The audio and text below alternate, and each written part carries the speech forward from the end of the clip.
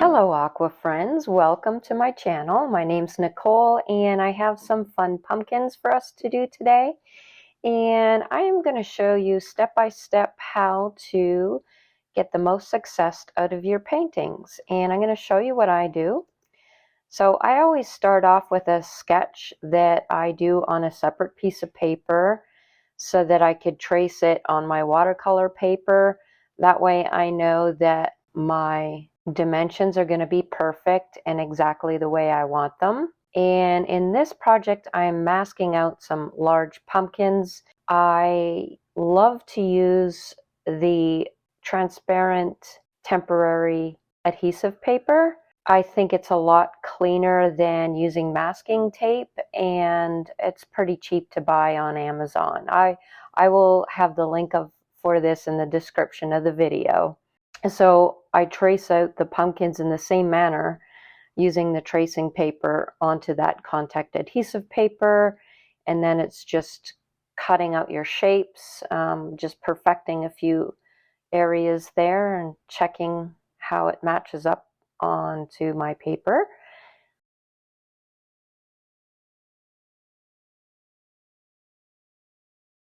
When you have it in your perfect position, that's when you're just going to press down really well, especially along the edges. Once I have all three of my contact adhesive paper down and I have it smoothed out, I am going to go with a little bit of masking fluid in order to catch some of the areas I might have missed that I want to kind of perfect the shape or change the shape in any way. This is a minimal use of the masking fluid though. And then of course, after I'm done applying the masking fluid, I have to make sure that that is dried really well. So once I'm waiting for that to dry, I'm having a look at my reference photo. And if you have color swatches made, then you can have a look at your swatches and see what best colors to use for the project. So this is a fun part. I love going through this and deciding on what colors I'm going to use. And then with the colors that I have, I put that in my palette and I do little swatches on scrap pieces of paper just to make sure that it's going to turn out the way I'm hoping it will. So that is kind of what I did there, looking at some oranges, looking at the brick colors and the more of the yellows. Now we're finally ready to start painting. So you see I've done quite a few steps to make sure that I have a successful painting before I even begin painting. So this is going to be the fun background brick portion that we're going to do first.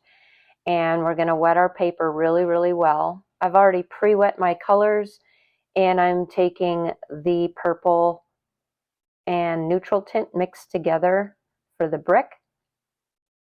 There's parts of the brick that are a little bit warmer, and for those parts I'm mixing in a little bit of my burnt sienna. I'm also adding touches of the warmer mixture on other bricks that I don't really see in the reference photo, but I thought it would even out the composition a little better to have these colors here and there. So my paper is still wet and I want to apply a darker color because those bricks are a lot darker. So I'm building up my colors. Everything is still wet and blends very nicely. Especially between the three pumpkins, it's very dark there, so I'm trying to get that in as much as I can.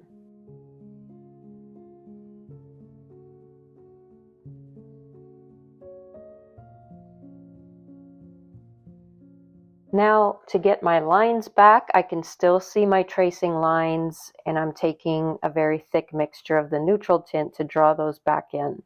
To get the darker color, you want to use less water and more paint.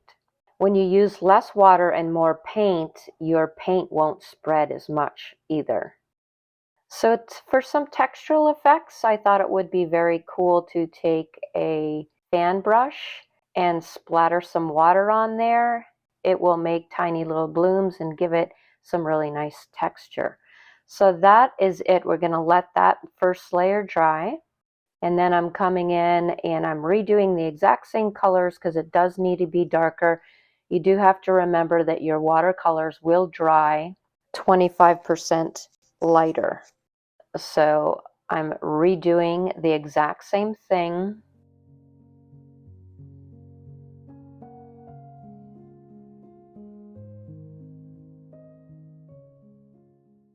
I have a very thick mixture of the neutral tint, and I'm getting my lines for the bricks back in.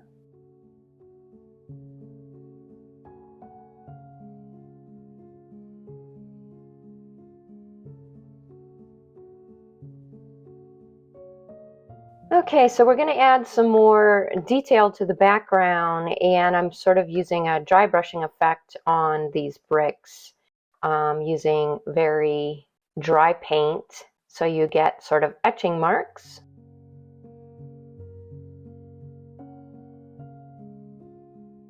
So I'm going to just dry up that texture a little bit, and I did feel that I needed a little bit more shadow, so I'm putting on another layer of the neutral tint on there. And I kind of want it darker around the edges, but have a very fine line of a lighter color to kind of give that dimension of a brick. And you can just lift the color in order to get that effect. So I'm going around the edges, but you notice I'm not going right to the grout line, so you get that sort of three-dimensional look.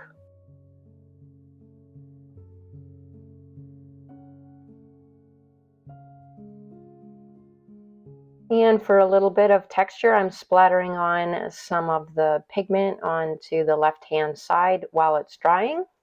What I did to the left-hand side of the painting, I'm going to do to the right-hand side. So I've pre-wet that area. I'm adding in the darker colors with my neutral tints.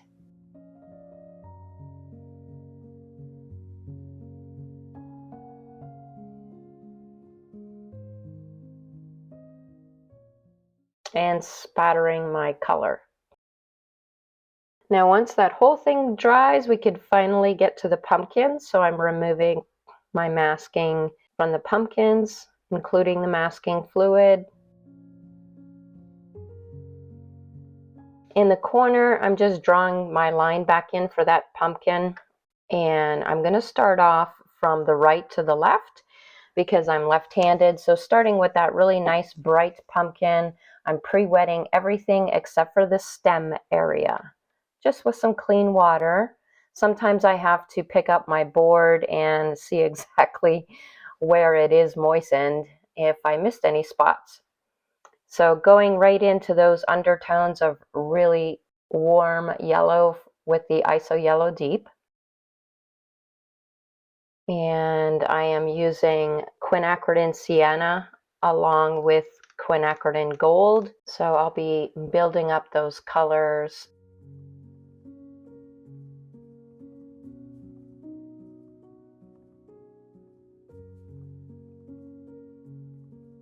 And notice you do want to use strokes that go around the pumpkin in the same way that the pumpkin is growing around and curving those lines. It'll just make it look more realistic. And everything is really wet, so I have a lot of time to put down my colors, and I'm adding in, as you can see, these darker oranges.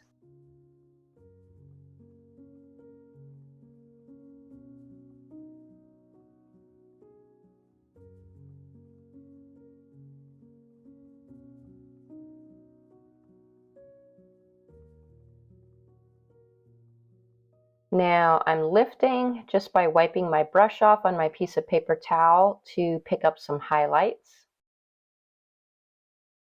And this is best done while your painting is still wet.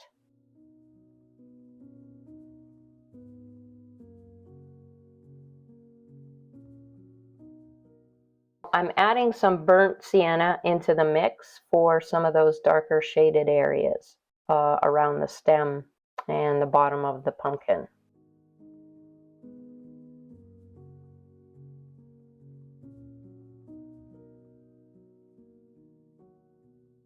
I'm moving on to the next pumpkin. I actually am using a base of raw sienna. So again, I'm wetting with clean water and I'm not wetting the top of the pumpkin.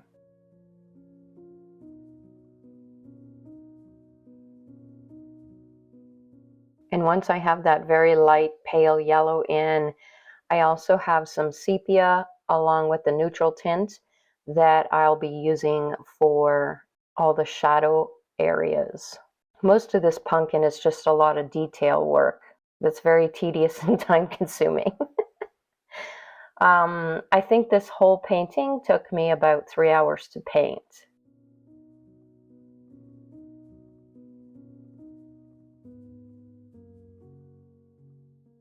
And last but not least, this last pumpkin, I wanted to make it more on the yellow side since I already have a really bright orange pumpkin. So for this pumpkin, I will be using my ISO Yellow Deep along with the quinacridone Gold, mostly. And then, of course, you have a lot of detail work on this pumpkin as well with all these lacy green parts. I say lacy because they kind of have this like lacy appearance to them. The line work does, I mean.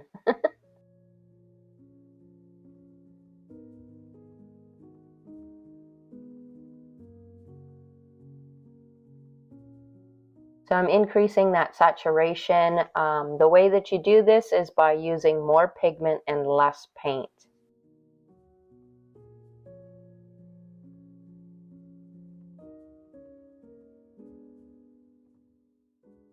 And I also really like how the yellow plays off the purple. So now for the shadowy parts, I'm coming in with the quinacridone Gold.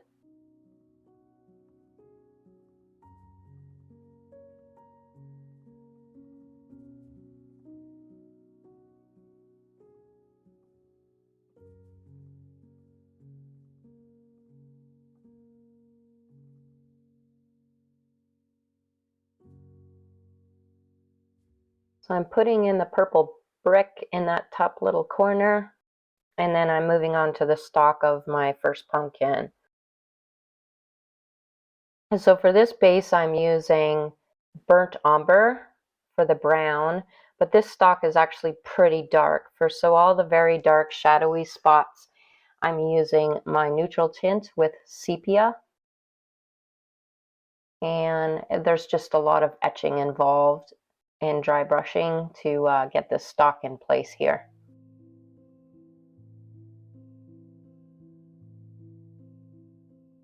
While I'm doing this stalk, I'll also talk about brushes. So notice that when you're doing these large painting areas, like the size of the pumpkin, it's pretty big, the size of my hand, you're going to use a larger brush. And when you're doing the detail work for the stalks and you have to get into tight spots, you'll use a smaller brush.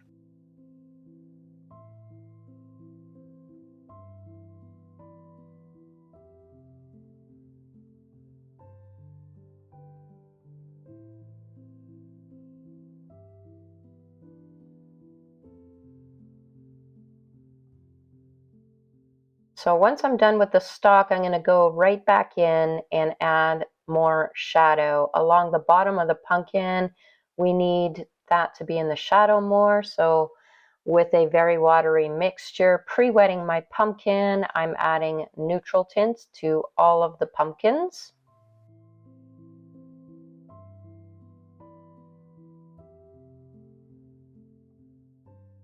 Moving on to the white pumpkin, I'm doing the exact same thing.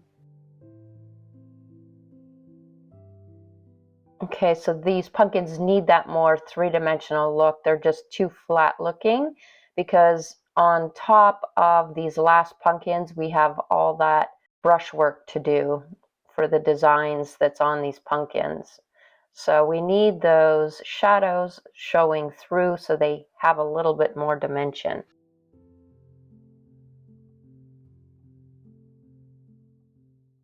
Same thing with my yellow pumpkin. I'm pre-wetting it and I'm dropping in that neutral tint.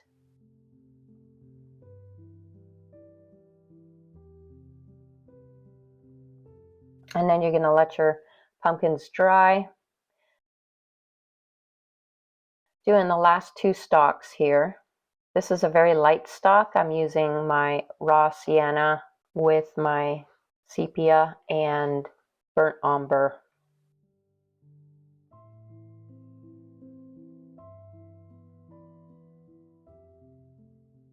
And my last stalk, again, I'm using burnt umber here.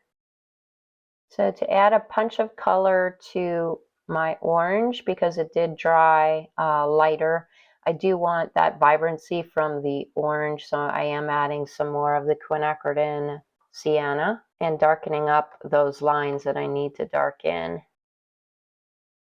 Pre-wetting so that I could put down that quinacridone sienna, and as you can see, it's just a gorgeous jewel tone color, and it really pops against that purple. I just love those contrasting colors in a painting. I'm wetting it and adding more of that bright orange to the rest of the pumpkin on the bottom over top of my shadows. So there's lots of layers here.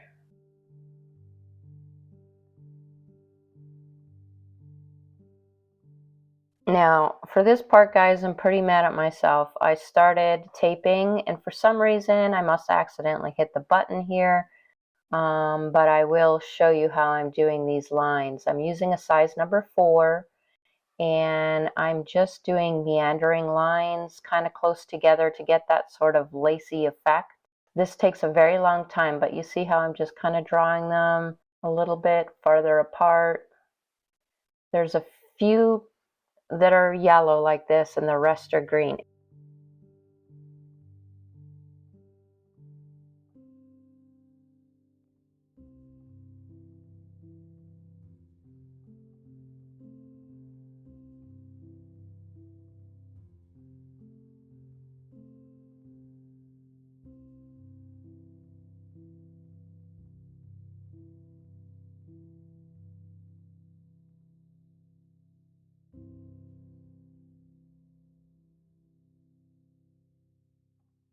And bam, right like that.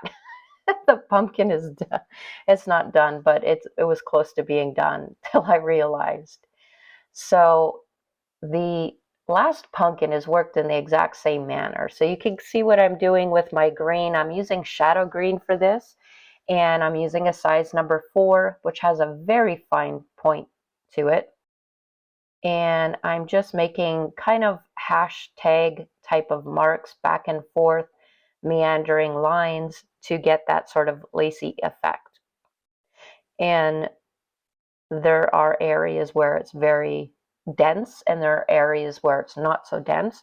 And so I just keep looking at my reference photo and seeing where I need to add more lines. I have a couple of good close-ups here of how I do this. I'm slowing down the camera so you can see, but you certainly don't want to watch me doing this for the whole pumpkin because this would be a really long video. So I will see you back in the next part.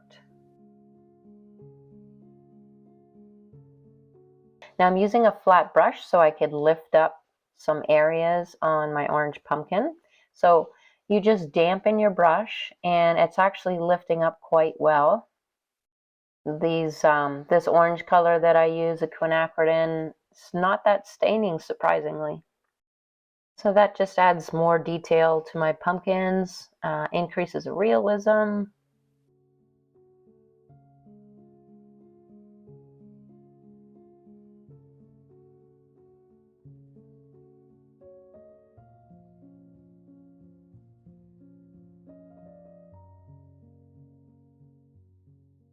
And I'm wetting around the stalk because there is a shadow around the stalk, and I'm dropping in the neutral tint shadow. So you could kind of squint at your reference photo to see where the darkest parts are of your subject and where you might need to add a little bit more paint. Okay, moving on to my second pumpkin, I'm adding more detail to that stalk and adding more shadow.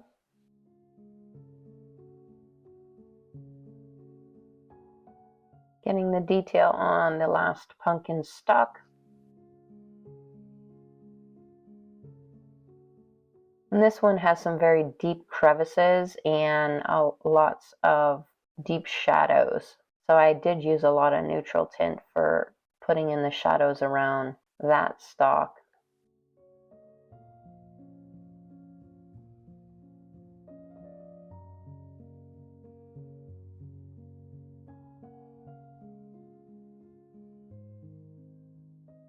So for these last two pumpkins that have all the line detail work, I needed to thicken up some of those areas and add more lines to make some of those areas more denser where there's more contrast. So this is my shadow green that I'm using. And I have a very nice creamy consistency so that it's very pigmented.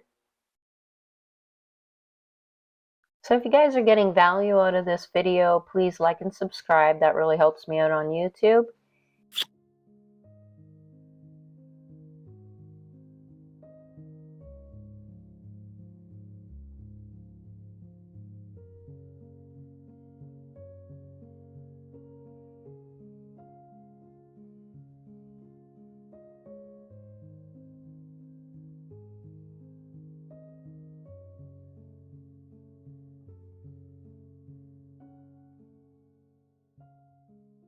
So going back to my white pumpkin, I'm going to do the same thing and darken up some of those areas that are a little bit more prominent using the exact same mixture.